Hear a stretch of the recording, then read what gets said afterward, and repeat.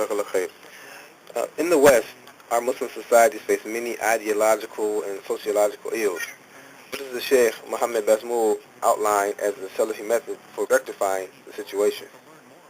The Shaykh Habibullah Ta'ala, the third part of the book, as I mentioned to you earlier, he addresses the way to achieve rectification according to the people of the Sunnah and the Jama'ah.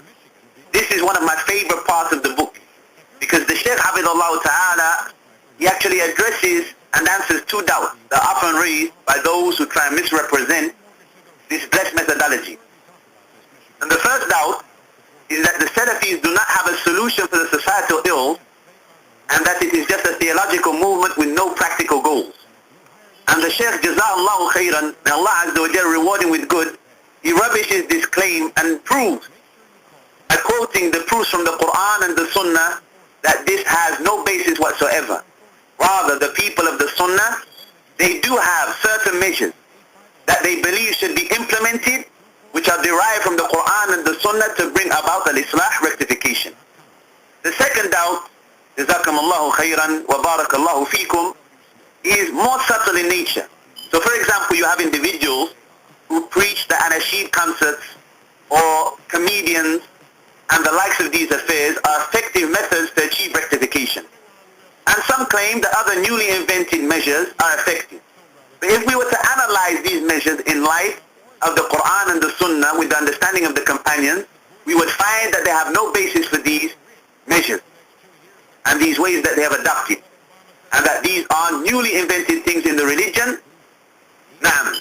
And the Shaykh Hafidhullah Ta'ala, just to mention briefly, the Shaykh, he highlights 5 measures that are adopted by Ahlul Sunnah with regards to the achievement of rectification. The first, that the beginning and foundation of this rectification is the worship of Allah subhanahu wa ta'ala and singling Allah Azza wa Jal out with all worship.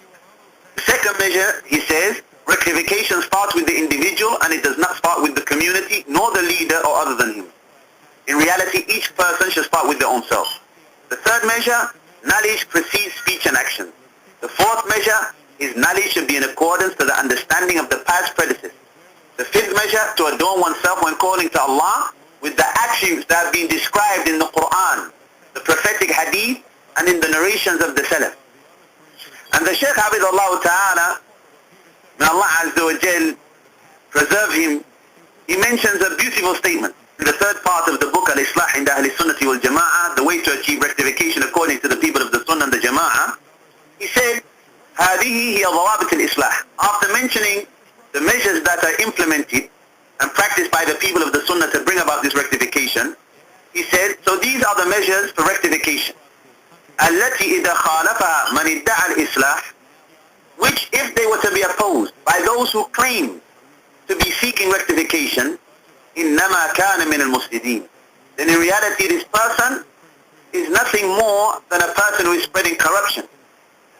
Allah Azza wa Jal, he said, وَإِذَا قِيلَ لَهُمْ لَا تُفْسِدُوا فِي الْأَرْضِ قَالُوا إِنَّمَا نَحْنُ مُصْلِحُونَ أَلَا إِنَّهُمْ هُمُ الْمُفْسِدُونَ وَلَكِنْ لَا يَشْعُرُونَ. And when it is said to them, do not spread corruption in the earth, they say that we are trying to bring about rectification. We are trying to bring about good. Surely there are those who spread corruption, but they perceive not. Naam.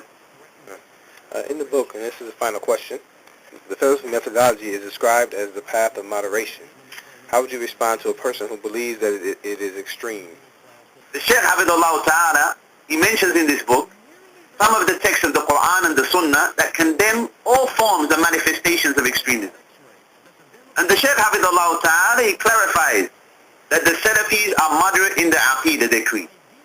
They are moderate in their ibadah, their worship. They are moderate in their social dealing. And they are moderate in everything else. And this is because, brothers and sisters, there is no way to achieve moderation except by following the Quran and the Sunnah upon the understanding of the Sahaba, the companions. There is no way to avoid extremism and its opposite, which is negligence and shortcoming, except by sticking to the Quran and the Sunnah upon the understanding of the companions.